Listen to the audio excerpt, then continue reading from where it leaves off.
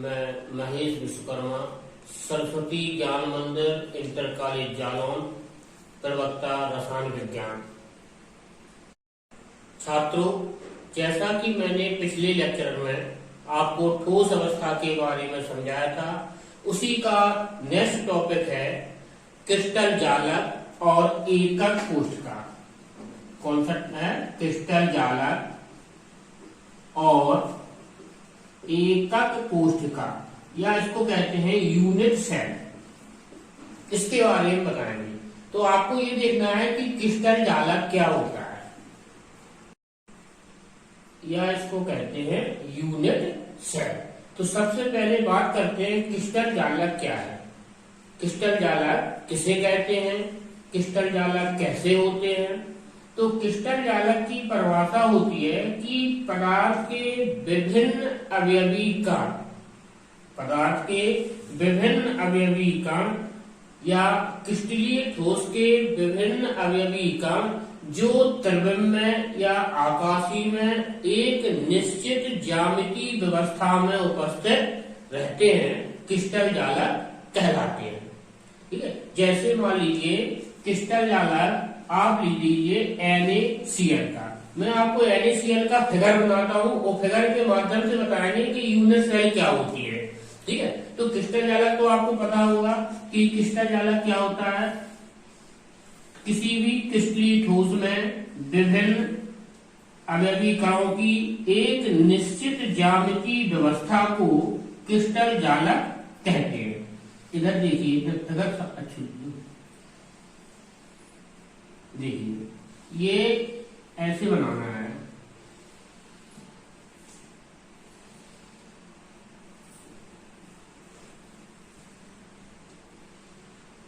ये आपका एक क्रिस्टल जालक बनता है इस प्रकार से।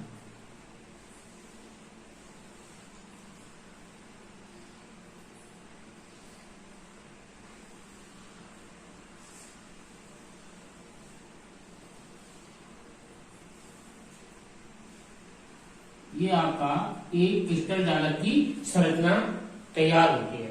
अब इस क्रिस्टल जालक की संरचना में भी आपको बताते हैं यूनिट सेल क्या होती है, एकक कोशिका क्या होती है।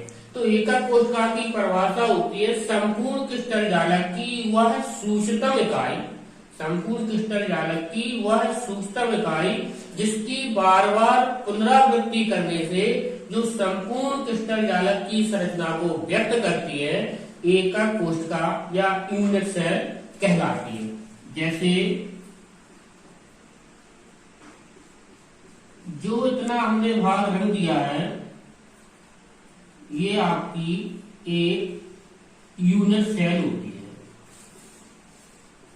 इसको क्या कहते हैं, यूनिट सेल। अब बात आती है कि इस संपूर्ण क्रिस्टल जालक में कौन कौन से गुण होते हैं।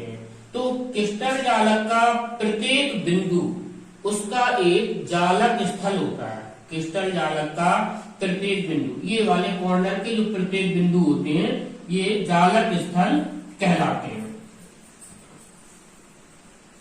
और क्रिस्टल जालक में प्रत्येक बिंदु, क्रिस्टल जालक में प्रत्येक बिंदु उसके अवयवी कणों को प्रदर्शित करता है। क्रिस्टल जालक में जितने भी अवयवी कण बिंदु होते हैं, वो उसके अवयवी कणों को प्रदर्शित करते हैं। यदि क्रिस्टल जालक की बिंदुओं को सीधी रेखा में जोड़ दिया जाए तो एक संपूर्ण क्रिस्टल जालक की संरचना व्यक्त हो जाती है। इसके बाद आपको हम बताते हैं कि एकक कोशिका कितने प्रकार की होती है। एकक कोशिका कितने प्रकार की होती है। तो एकक कोशिका दो प्रकार की होती है।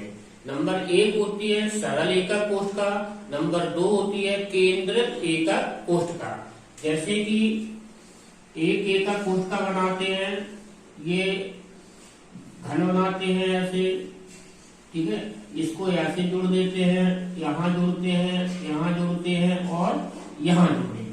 ये आपकी एक यूनिट सेल बनती है, आध एकक कोशिका कहते हैं। इसमें क्या होता है कि सरल एकक कोशिका में आठों कोनों पर अवयवी कण या जालक बिंदु उपस्थित होते हैं तो उसे हम सरल एकक कोशिका कहते हैं। ये जो किनारों की लंबाई होती है इनको हम ए, बी और सी द्वारा प्रदर्शित करते हैं। ये जो ए, बी, सी है ये कोशिका के कोर की लंबाई होती है। जो एबीसी होती है वो एकक कोशिका के कोर की लंबाई होती है तथा एबीसी कोर की लंबाई के मध्य जो कोण बनते हैं इन कोण को अल्फा, बीटा और गामा द्वारा प्रदर्शित करते हैं। दूसरे प्रकार की एकक कोशिका होती है केंद्रित एकक कोशिका। केंद्रित एकक कोशिका में क्या होता है कि इस प्रकार की एकक कोशिका में केंद्रक बिंदु या जालक बिंदु 8 कोनों के अतिरिक्त और कहीं भी स्थित हो सकते हैं तो उसे कहते हैं केंद्रित एकक कोशिका। केंद्रित एकक कोशिका को पुनः 3 भागों में विभाजित किया जाता है। नंबर 1 है अंतः केंद्रित एकक कोशिका। अंतः केंद्रित एकक कोशिका। अंतः केंद्रित एकक कोशिका में क्या होता है कि इसमें इस प्रकार की एकक कोशिका में जालक बिंदु 8 कोनों के अतिरिक्त एक मध्य में उपस्थित होता है तो उसे हम अंतः केंद्रित एकक कोशिका कहते हैं। इसका फिगर देखिए, ये एकक कोशिका है, सरल है या आदि कह सकते हैं, प्रिमिटिव एकक कोशिका भी कहते हैं। ये 8 कोनों पर बिंदु उपस्थित होते हैं ऐसे, ठीक है। एक बिंदु बीच में उपस्थित होता है तो इसको कहते हैं अंतः एकक कोशिका। इसमें कुल जालक परमाणुओं की संख्या 9 होती है। कितनी होती है जालक परमाणु संख्या? 9। 8 कोनों पर स्थित होती है तो एक बीच में स्थित होता है तो इसे कहते हैं अंतः केंद्रित एकक कोशिका। इसी का दूसरा भाग होता है फलक केंद्रित एकक कोशिका। तो इस प्रकार की एकक कोशिका में जालक बिंदु 8 कोनों के अतिरिक्त फलकों पर भी स्थित होते हैं तो इसे कहते हैं फलक केंद्रित एकक कोशिका। इसका फिगर देखो नंबर 2, इस प्रकार से बनाते हैं।